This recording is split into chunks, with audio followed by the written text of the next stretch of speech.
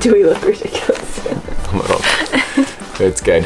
Hello from our apartment in Western New York. As you can tell, we are not on the road, but we are back home, ready for the holidays. We've got our Christmas tree up, we've got our Christmas sweatshirts on, and we are ready for the month of December. We are home for the holidays, and while we're here, it's giving us the opportunity to catch up on our vlogs because we are really far behind, if you couldn't tell. And so we decided to participate in the thing on YouTube called Vlogmas. Because I'm super slow at making vlogs, we're not going to be able to release one every single day like you traditionally would at Vlogmas, but we're going to release one every other day. So starting today, you're going to get a video from us every other day throughout the month of December. So we're really excited to share all of the adventures that we've been having over the last few months, driving around the country, up and down, north to south, east to west. We feel like we've been everywhere and we're pretty close at this point, so we're excited to get as close to caught up during this period as possible so that we can start kind of being more on time with our travels in real time. We still have a few more states to travel through, so we're very excited.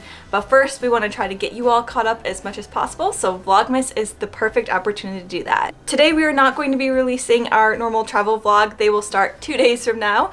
But we figured while we have your attention to do a little Q&A because we've been getting so many great questions. These are just some questions that we've pulled from the comments. If you have anything that you specifically want to hear from us about during this period, want to see some of these more long form responses in a video, let us know in the comments. We'll make sure to add those to a list and we can do another one of these. So the first question that we get quite often is, what is boondocking? And this is more of a general question, but it's definitely our fault for just kind of using the term and not really explaining it during our travels. But boondocking is essentially free camping on government or public land. So basically it's just dispersed camping that you're able to go park at for free and not have any issues, meaning that you're not going to get kicked out of it because it's designated camping areas. When we say it, we're generally referring to somewhere that we're finding off of iOverlander, yes, which is a free app that is a map of the country, and I think actually the world maybe, that has user-generated locations with reviews of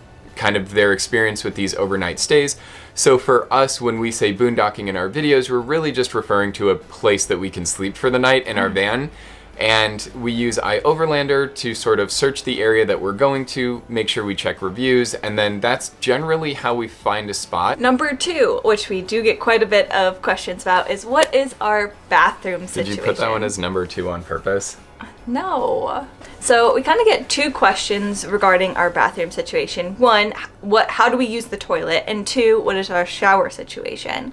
So we'll start with toilet. We do not have a toilet in our van. Well, at least like the traditional composting one or a ventilated one that you'd find in an RV. We have a little pop-up toilet that we got off of Amazon and a pee jug, or a pee urinal, I think is the official term that we bought off of Amazon. So we have those 2 things. To be honest, those are just really emergency, worst case scenarios if we can't find a bathroom. If you think about being on a road trip, right, which is generally the sort of vibe of our travels for the most part, you have gas stations, there's rest stops, areas like that. There are some times where, yeah, there's not one nearby, and we've definitely run into that because if you're on your road trip and it's like, oh, I really need to pee, but there's no rest stops for the next 30 miles, we've definitely run into that, but that's about the worst that it gets, really, compared to maybe us thinking that we're never going to have access to it or we're never going to be in places that have it. Basically, wherever you're going, there's going to be a bathroom. So we try to use the bathroom as much as possible throughout the day. And right before we're going to go find a spot to boondock if there's not going to be one. Because it's so easy to pack up and move, if there is a time where it is the middle of the night and we're in a parking location and we do need a bathroom, we can just kind of pack up and move. It takes about 5 minutes to kind of get converted over and be on the road to find a 24-hour gas station or a rest stop or something like that.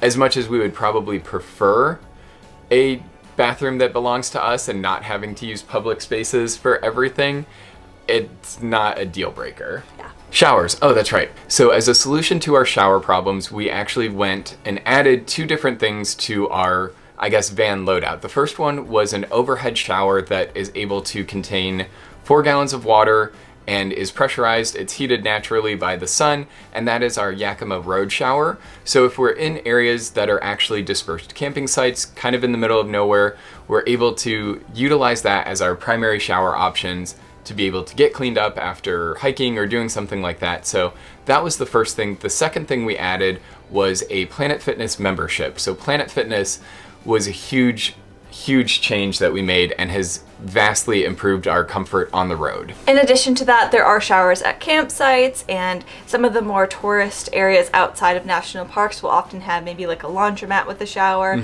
So if you are kind of in the middle of the nowhere without any Planet Fitnesses around, but not really great dispersed camping sites, there's still shower options pretty much wherever you go. And iOverlander also has a feature where you can search for showers as well. So yep. You can always find one. It just depends on how far you want to drive to one. Yeah. Number 3 is, how is the van doing and are there any mechanical issues? I feel like we get this question a lot because even when we were searching for different vans and researching the Ford Transit Connect, which is what we have, a lot of the things that came up were like, oh, it may have transmission issues, or a transmission problem is typically it's something that you'll experience after 100,000 miles and things like that. Yeah. So knock on wood, which I'm definitely going to do because I do not want that to happen. We haven't had any issues with the transmission, and really the van has been fantastic. We've really only had 3 things to fix on the road. I think so, yeah. Yeah, so aside from when we were in Ohio and had that fluke thing where like the coolant line broke. Aside from that, there's really only been 3 instances on the road that there have been things we had to address. The first one that was sort of an ongoing on-again, off-again thing, no pun intended, was the turning signal. We weren't sure if we were going to need to replace the entire assembly or what we would have to do with that. It actually ended up being a pretty simple fix, and that was just replacing the mounting bracket. They called it a pigtail for the bulb in the headlight assembly.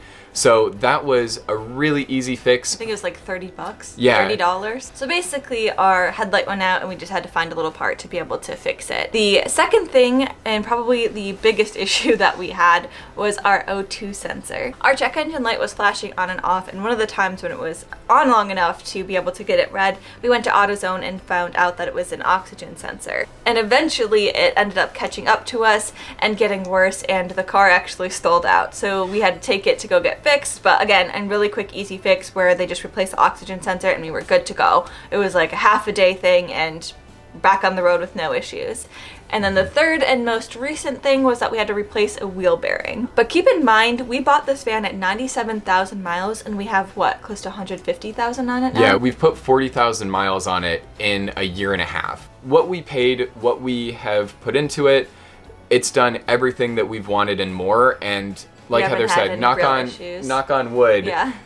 We are not experiencing any of the things that would have been on our list of fears with the van. And that's kind of the perfect segue into what are our real thoughts on the van? What are our true likes and our true dislikes? It's kind of a cop-out answer, but the answer to both what we really like and what we dislike about the van is the size. So we get a lot of comments of how can 2 people, especially Mike being 6'5", fit in that tiny van, which is totally understandable because we actually had the same questions when looking for a van, if it would work, if it wouldn't work, and our family definitely had all those questions too when we bought it, and they thought we were crazy. Mike and I got to talking about the different types of vans, especially being on the road and seeing all different types of rigs, and really the best way that we can kind of explain what our van is equivalent to other ones is like a tent on wheels. So if you have the different levels of vans, there's different levels of accommodations that you can stay on the road. The next level up would be like a Sprinter or a transit van, something that has a bathroom, has a shower, has a little bit more space to spread out, and that would be a cabin. So if you wanted to upgrade from a tent to a cabin, you'd go to a bigger van. And then if you're wanting to stay in a hotel, that's your RVs. That's the luxury of the best on the road. So our van, basically, it's just a place to sleep and hold our stuff, and that's from A to B. Yeah, which is all that we're asking for at this point in time. And for us, the equivalent of tent camping is fine for what we're wanting to do. And truthfully, that's how we've always kind of traveled, the cheapest way possible, literally in tents in our car. When you look at the type of travel that we are doing, which is more road tripping, we're constantly on the move, we're never in one spot too long. We're never inside the van for too long because we're always out doing things. Yeah, the van definitely doesn't feel as small as it could. So while the size is a negative for some ways of trying to do van life, for us on this trip specifically, it has been one of the biggest positives of all of the different aspects of the van. We get good gas mileage because of the van being the size it is. We're able to drive in and out of cities and parallel park the van on streets without any difficulty. Drive to and from different areas where RVs aren't allowed. So if we were in a bigger rig, we wouldn't even have the opportunity to go visit those places. Yep. Yeah, because a lot of areas in national parks, as well as some different roadways, have length limits. They may say no RVs, no trailers, nothing over 22 or 23 feet. And we've never had an issue going anywhere that we want in the van. And maybe the most important thing of all was going with a van this size allowed us to do this just even in general. Everything else was sort of out of our price point of being able to buy and convert. And this worked. And that was the most important thing, was to just be able to get started and to do it. And I wouldn't at this point trade any of what we've been able to do in our van for something slightly bigger. Yeah. All that to say is that we really love the size of our van because it does allow us to travel. It's when we are forced to be inside for basically the whole day that we really start feeling the size. So we do work on the road, and being in there for a few hours while we're working really isn't the issue, but it's when it's raining and we can't go outside after that point that we're really feeling the cabin fever. But basically, we just let each other have as much space as possible. So Mike might sit up front and watch his TV on his phone while I'm laying in the back, or we're laying at opposite sides of the bed. So we make it work. We might eventually move into something bigger if this is what we want to continue to do, so that way we do have more living space inside of the van if we do want to do this long term or slower travel. But for now, super thankful for our van, and I wouldn't want any other one. Oh, how do we manage fights in space? Oh yeah, that was a good segue. We try and make sure that each of us have space to do our own things and kind of unwind at the end of the day in a way that we want.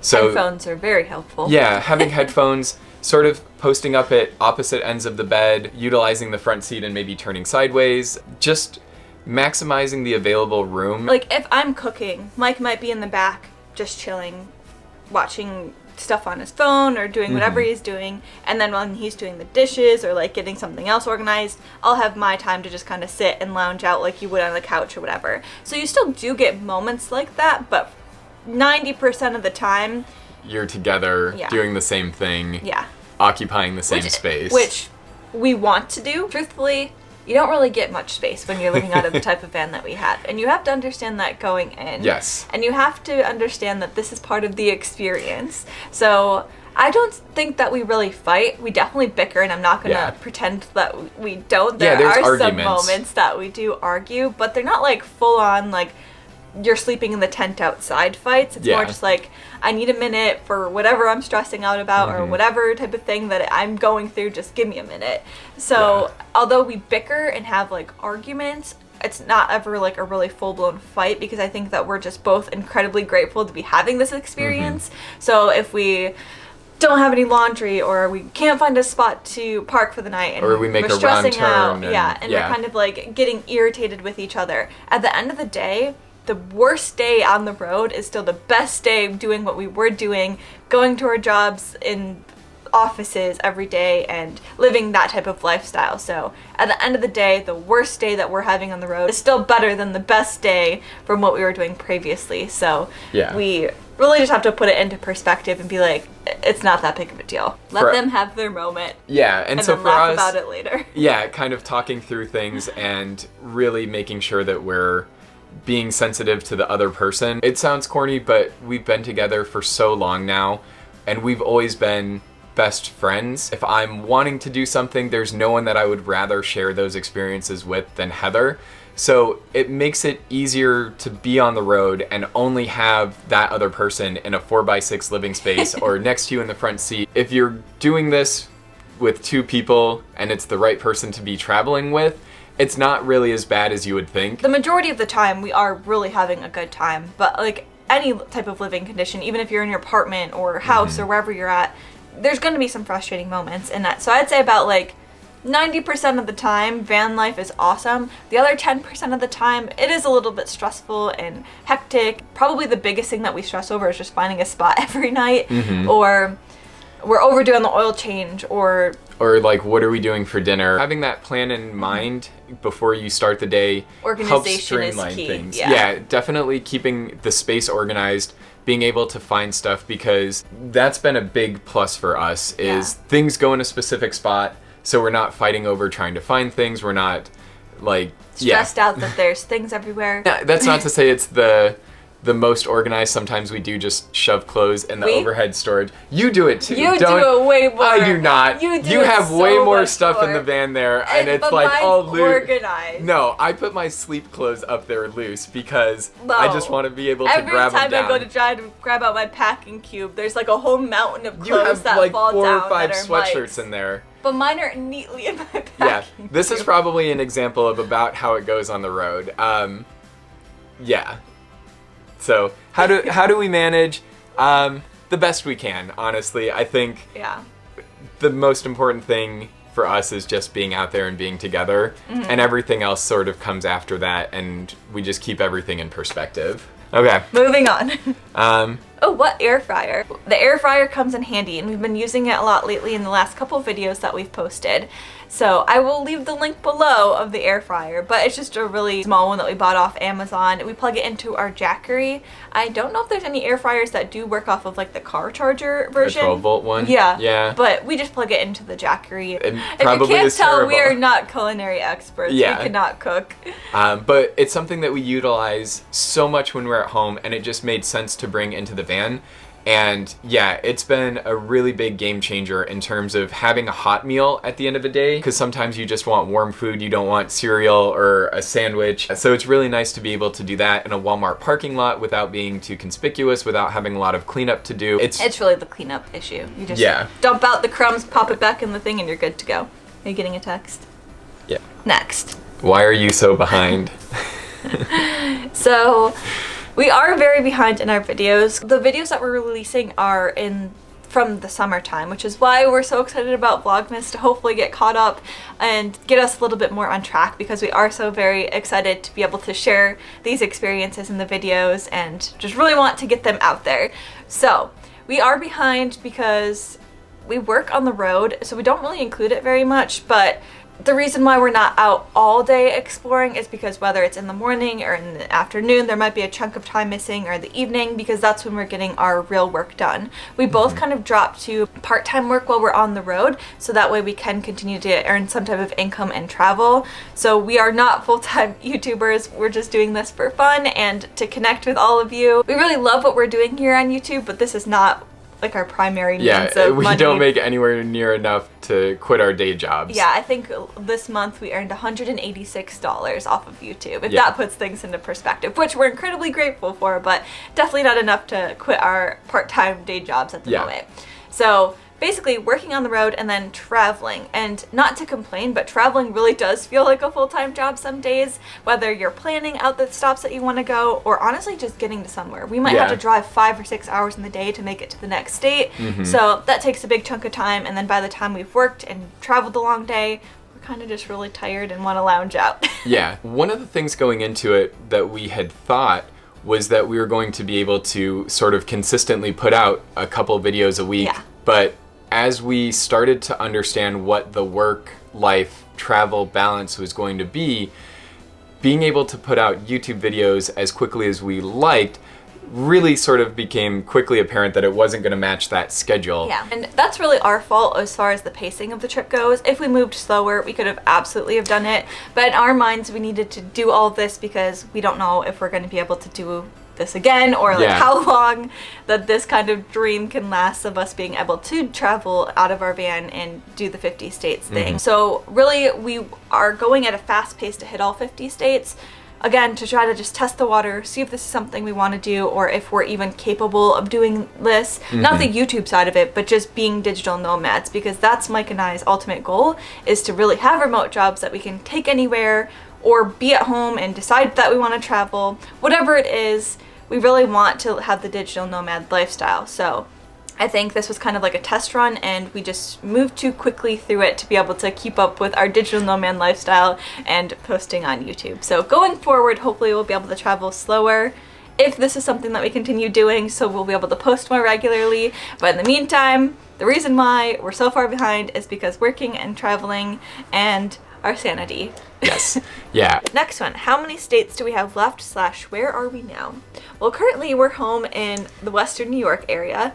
Also, we say we're from Buffalo, New York, but we're from like the Western New York area, and we say Buffalo, New York because nobody actually knows the town that we're in. If you know the Buffalo, New York area, we're in the South Towns. We grew up in a small town a little bit further south than where we live now, which is Silver Creek, New York. Yeah. We're right along Lake Erie, and yes, we did actually get hit with the snowstorm that made the news at the sort of middle end of November. It was a nice welcome back to Buffalo. Yeah.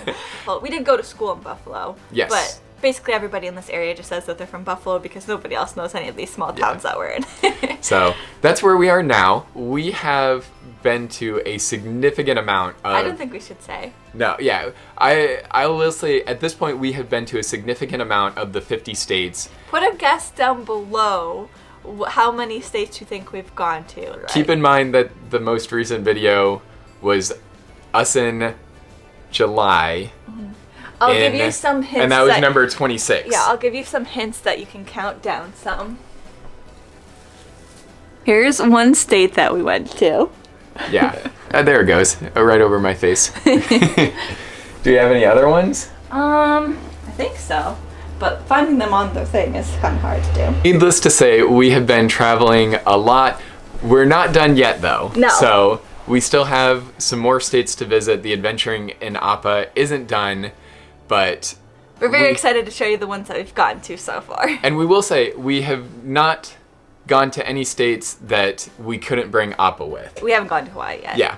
And we haven't been to our last state, which I think we've said a couple times. We'll give you a hint. We haven't been to Hawaii or North Dakota yet, and North Dakota absolutely has to be our last state because they have something called the Save the Best for Last Club. If you save North Dakota for last, you go and you get to sign the book that says you saved the best for last and join the Save the Best for Last Club, and I'm pretty sure they give you a free t-shirt that says Save the Best for Last. So, we are saving the best for last, and North Dakota will be our last state. Yeah, and we've been near North Dakota, but we haven't been able to go all the way through. around North Dakota just to not go through North Dakota because we are keeping it pure and saying that we have not set foot in North Dakota until the very last state. Maybe at the end of this Vlogmas, we'll post our updated states map of all of the places that we've been and what we have left going into the new year. On Instagram. On Instagram. Yes.